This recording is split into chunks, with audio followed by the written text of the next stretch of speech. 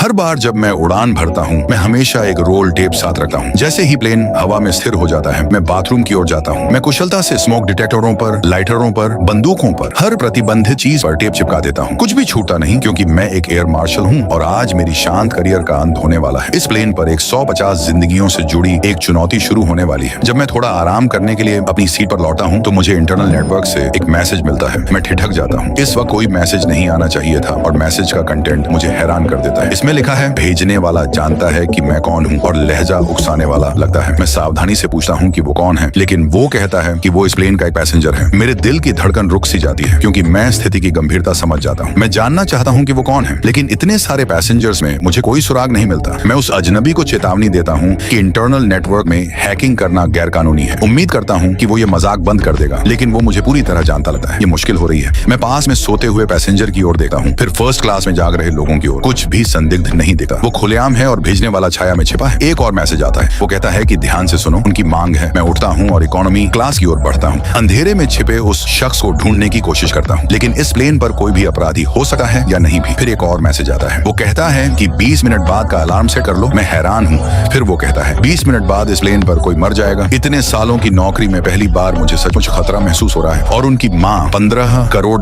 अब वो account details भी दे देते हैं। मैं हंस पड़ता हूँ। मेरे पास $15 करोड़ देने की कोई ताकत नहीं है। पास में बैठी एक महिला जाग जाती है और मेरे अजीब व्यवहार को नोटिस करती है। एक और मैसेज, 20 मिनट में फंड्स कंफर्म करो वरना कोई मर जाएगा। मैं बस अलार्म सेट कर सकता हूँ। फिर मैं इकोनॉमी क्लास जाता हूँ। एक आदमी को गहरी नजर से देखता हूँ। वो समझ जाता है। हम दोनों इकोनॉमी किचन एरिया की ओर जाते हैं। मैं संकोच के साथ अपने पार्टनर से पूछता हूँ, मजाक बंद करो, तुम्हें शांत होना चाहिए पार्टनर। मैं 25 साल तक ऑपरा हूँ। मैं तुम जैसे आदमियों को जानता हूँ। मेरे जैसे आदमी सख्त प्रोटोकॉल फॉलो करते हैं। हमें अभी बात भी नहीं करनी चाहिए। ये सिक्योर नेटवर्क है जैक। तो फिर तुम किस बारे में बात कर रहे हो? मैसेज देखने के बाद मेरा पार्टनर अपना फोन दिखाता है। सचमुच हेडक्वार्टर्स के अलावा कोई और कम्युनिकेशन नहीं है। एक बार पुष्टि होने पर मैं इसे गंभीरता से लेता हूँ क्योंकि ये बड़ा केस है। ऐसी घटनाओं में सबसे पहली प्राथमिकता इमरजेंसी लैंडिंग होती है, लेकिन मेरा पार्टनर सलाह देता है कि अभी अलार्म न मचाओ। मैं उसकी सलाह को नजरअंदाज कर देता हूँ।